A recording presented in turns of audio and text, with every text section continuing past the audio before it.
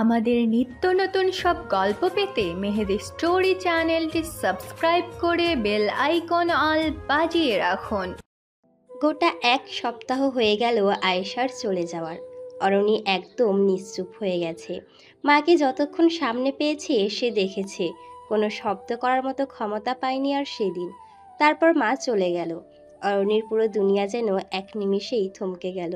এসব তো হওয়ার কথা ছিল না, এসব তো ভাবেইনি। সে ভেবেছিল মাকে কিভাবে ভালো রাখা যায়, কি করা যায় ভবিষ্যতে। মা সেদিন বলেছিল আগে বাবার সাথে বিভিন্ন জায়গায় ঘুরতে যেত।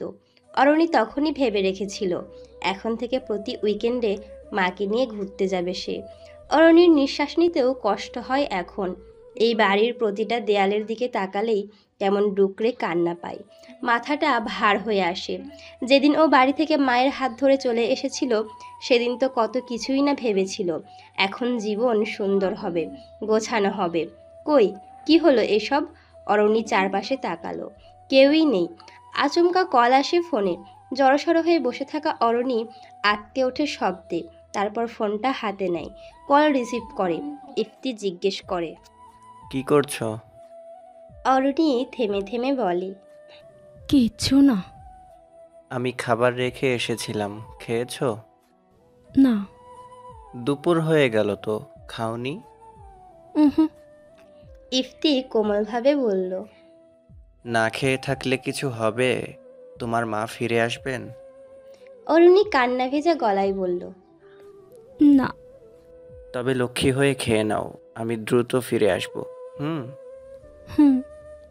তনুজা কলেজ থেকে ফিরে সোজা অরণির ফ্ল্যাটে চলে এলো। যতটা পারে সে এখন অরণির সাথেই থাকার চেষ্টা করে। একটা শক্তপোক্ত মেয়েকে এক ঝটকায় ভেঙে গুড়িয়ে যেতে দেখে সে নিজেও কিছুটা ভীত হয়ে আছে। মানসিক অবস্থা বেশ খারাপ অরণির। তার ধারণা অরণি যে কোনো সময় সুইসাইডাল অ্যাটেম্প্ট নেবে, অথচ এটা যাতে না করে তাই সর্বক্ষণ জীবন নিয়ে বিভিন্ন গল্প বলে যায় তনুজা। অরণি চুপচাপ শোনে, মাঝে মাঝে চোখ ভিজে আসে তার। এই তো, এভাবেই চলছে। ইফতি বিকেলের দিকে ফিরল অরণির কাছে। সকালে দেখে গেছিল যেভাবে বসে আছে এখনও সেভাবেই বসে আছে। ইফতি ওর মুখোমুখি বসলো। পরনে একই কাপড় মেয়েটার, গোসলও করেনি। ইফতি জিজ্ঞেস করলো, খেয়েছো? অরণি খেয়াল করলো ইফতি এসেছে, ছোট্ট করে বলল, হুম। আমি বাথরুমে কাপড় গুছিয়ে রেখে আসছি, শাওয়ার নিয়ে নাও, কেমন? আচ্ছা। ইফতি কাপড় রেখে এলো। অরণি শাওয়ার নিল আধ ঘন্টা ধরে। রুমে আসার পর ইফতি জিজ্ঞেস করলো, রাতে কি খাবে? কি বানাবো?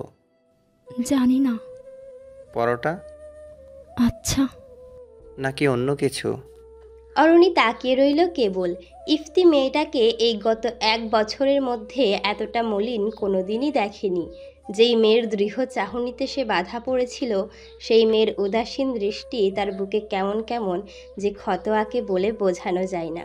ইফতি রান্না করলো, তারপর অরণিকে মুখে তুলে খাইয়ে দিল। আরও অনেক গল্প করলো, নিজের জীবন নিয়ে যেভাবে চলেছে তা নিয়ে বিভিন্ন রসিকতাও করলো। অথচ মেয়েটা নির্জীব যেন। রাতে ইফতি ড্রয়িং রুমেই থাকলো আর অরণির সাথে তনুজা ঘুমোলো। এভাবেই দিন যাচ্ছে, কিন্তু এভাবে আর কতদিন? ইফতি দীর্ঘশ্বাস আসে শুধু। অরণির দিকে তাকালেই বুকটা ফেটে আসে তার। এভাবে আরও কটা দিন কেটে গেল। ইফতি অফিসের একটা মিটিংয়ে ছিল। আচমকা তার কল বেজে ওঠে। কলটা অরণির। এই কয়দিনে অরণি নিজে থেকে একবারও কল দেয়নি, এই প্রথম দিয়েছে। কাজেই ইফতির কাছে মিটিংয়ের চেয়ে গুরুত্বপূর্ণ এখন অরণির কল পিক করা। সে সবাইকে একটু অপেক্ষা করতে বলে মিটিং রুম থেকে বেরিয়ে গেল ফোনটা নিয়ে। কল রিসিভ করেই বলল, হ্যালো অরুণী, কি করছো? ওপাশ থেকে ভেসে এলো অপরিচিত একটা আওয়াজ। সে জানালো অরণির অ্যাক্সিডেন্ট হয়েছে রোকেয়া সরণিতে। এখন পার্শ্ববর্তী একটা ক্লিনিকে আছে সে। কন্ট্যাক্ট লিস্টে তার নাম্বার ছিল বলে তাকেই কল করা হয়েছে। ইফতি যেন দ্রুত সেখানটায় চলে আসে। ইফতি এক মুহূর্তের জন্য থ মেরে গেল। মস্তিষ্কে ভেসে আসছিল অরণি, অরণি ও শুধুই অরণি। পরক্ষণে সে ছুটে গেল ক্লিনিকে। সম্পূর্ণ সাদায় মোড়ানো একটা রুমের মাঝে রাখা বেডে অরণি বসে আছে। তার পরনে সাদা জামা, হাতে ও কপালে ব্যান্ডেজ করা, নিষ্পাপ চেহারা নিয়ে বসে আছে সে। ইফতি তার সামনে গিয়ে দাঁড়ালো। অরণি তাকালো চোখ তুলে। সাদা শার্ট ইন করে পরা ফর্মাল লুকে দাঁড়িয়ে আছে ইফতি। গলার কাছের বোতাম দুটো খোলা, স্লিভস ফোল্ড করা, আর মুখ অসম্ভব লাল হয়ে আছে। অরণিকে চুপ থাকতে দেখে ইফতি জিজ্ঞেস করলো। কি সমস্যা? পাল্টা প্রশ্ন করলো অরণি। কি? এসব কি? বাইরে এসেছো কেন? একা ভালো লাগছিল না বাসায়। আমাকে জানিয়েছিলে? একা কেন বের হয়েছো? অরণি মিনমিনে স্বরে বলল। এমনি ভেবেছিলাম ফুটপাত দিয়ে হাঁটবো একটু, রোড ক্রস করতে গিয়ে এই হলো। ওভারব্রিজ নেই? আশ্চর্য মেয়ে লোক তো। আমি তোমাকে নিয়ে কতটা টেনশনে থাকি ধারণা আছে তোমার? সরি। এখন তোমার সরি দিয়ে আমি কি করব? এই যে ব্যথা পেলে এগুলো সেরে যাবে? বকছেন? বকছি। অরণি মাথা নিচু করে ফেলল। কান্না পাচ্ছে তার। এক ফোঁটা চোখের পানি গড়িয়ে পড়ল হাতের পিঠে। ইফতি তা দেখতে পেল। এগিয়ে গিয়ে অরণির সামনে দাঁড়ালো। আলতো হাতে অরণির মাথাটা নিজের বুকে চেপে ধরে নরম হয়ে বলল। আমি তোমাকে আগের মতো দেখতে চাই সোনা। এতটা নাজুক আমার ওরও একদমই না। সে তো বাঘিনী, অথচ প্রতিনিয়ত তোমার অসহায় মুখটা দেখে আমার ভেতরটায় যন্ত্রণা হয়। তুমি বুঝতে পারছো না? অরণি ফুপিয়ে উঠল। ভেজা গলায় বলল। কিছুই তো আর আগের মতো নেই, আমার সবই তো গেল, কিছুই তো নেই আর। অরণির আধারে আচ্ছন্ন মনের আসমানটায় যেন ফিনকি দিয়ে চাদরের জ্যোৎস্না উকি দিল। এমনভাবে ইফতি বলে উঠল। আমি এখনো আছি, চলো নতুনভাবে সব শুরু করি। ইফতির বুকের মধ্যে থাকা অবস্থাতেই অরণি কেঁপে উঠল। সেই কম্পন টের পেল ইফতি। পকেট হাতড়ে নিজের ফোন বের করলো। কল লাগালো বাবাকে। সাদেক সাহেব কল রিসিভ করে বলল। কি অবস্থা বেটা? অল ওকে? হুম, অবস্থা ক্রিটিক্যাল। কি হয়েছে? তোমার হবু বৌমা অ্যাক্সিডেন্ট করে মরতে বসেছিল। আমি বিয়ের আগেই বিপত্নী পুরুষ মানুষ হতে চাইছি না। ইফতি আগেই অরণির ব্যাপারটা সাদেক সাহেবকে বলে রেখেছিল। তিনি তখনই বলেছিলেন বিয়ে করে ওকে নিয়ে আসতে। কিন্তু ইফতির মন মানছিল না। এখনই বিয়ের প্রসঙ্গ তোলাটা কেমন যেন ছিল। সাদেক সাহেব চিন্তিত কণ্ঠে জিজ্ঞেস করলেন। ঠিক আছে অরণি।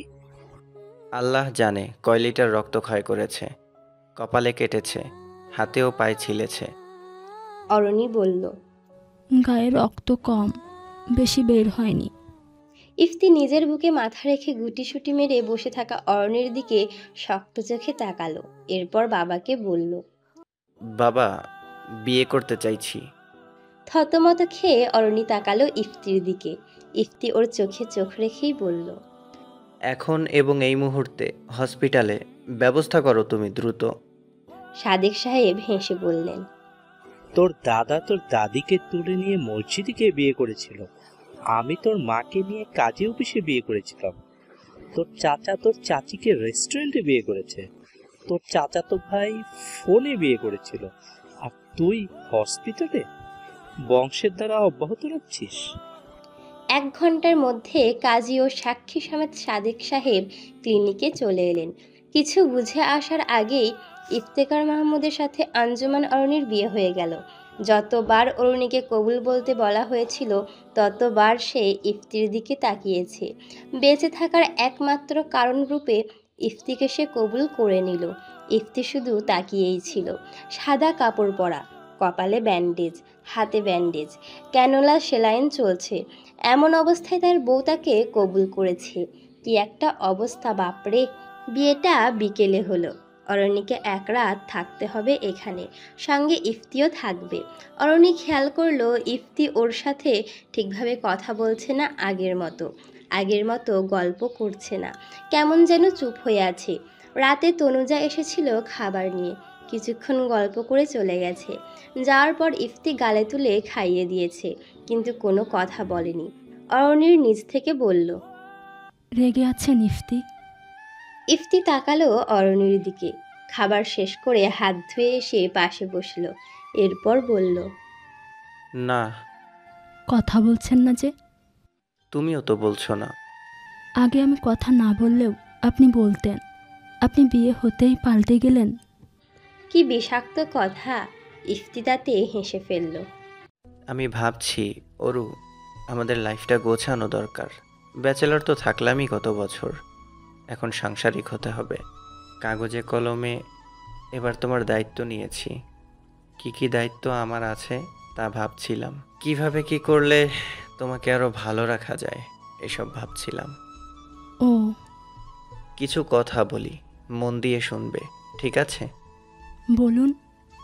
আমরা একটা মাত্র লাইফ পাই, তাই জীবদ্দশায় কোনো ধরনের কম্প্রোমাইজ আমরা করব না।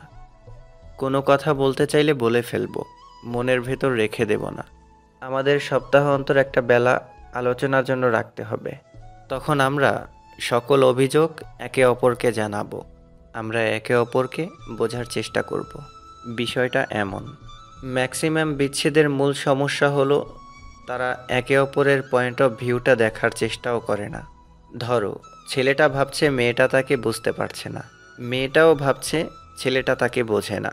অতঃপর তারা দুইজনেই একে অপরকে হার্ট করে কথা বলল, অথবা মনের সকল অনুভূতি চেপে রেখে বাইরে থেকে ডোন্ট কেয়ার ভাব দেখালো। তখন এক পর্যায়ে গিয়ে দেখতে পাবে লাভের লাভ হচ্ছে না এই সম্পর্কে। ভালোবাসা নেই যেখানে, সেখানে থেকে কি হবে? শেষান্তে বিচ্ছেদ। অথচ আমি তোমার সাথে গোটা এক জনমের সব স্বপ্ন পূরণ করতে চাই, বুঝলেন ম্যাডাম? অরণি মাথা নাড়ল। সে বুঝতে পেরেছে। ইফতি আবারও বলল, বার্ধক্যের শহর দেখতে চাই তোমার সাথে। তুমি তৈরি? হুম। রাতে অরণিকে মেডিসিন দেওয়া হয়ে গেলে ইফতি ওর বেডেই শুয়ে পড়ল। অরণি বুকে মাথা রেখে ঘুমালো। এত শান্তির ঘুম অরণি শেষ কবে ঘুমিয়েছে মনে নেই তার। তবে এটুকু বুঝতে পারছে সে, আগামী দিনগুলো পূর্ণিমার মতো সুন্দর হবে। অথচ ইফতি সারা রাত ঘুমোতে পারল না। দু চোখে তার দুশ্চিন্তার ছাপ। আজকের মতো ঘটনা যেন আগামীতে না ঘটে, এজন্য তাকে বহুগুণে বেশি সতর্ক থাকতে হবে। ভঙ্গুর অরণিকে তৈরি করতে হবে আগের চেয়েও অধিক শক্তিশালীভাবে। ইফতির দায়িত্ব বেড়ে গেল। ইফতির চিন্তা চেতনার দিক পাল্টে অরণিতে এসে থামল। বুকেতে নিশ্চিন্তে ঘুমাচ্ছে মেয়েটা।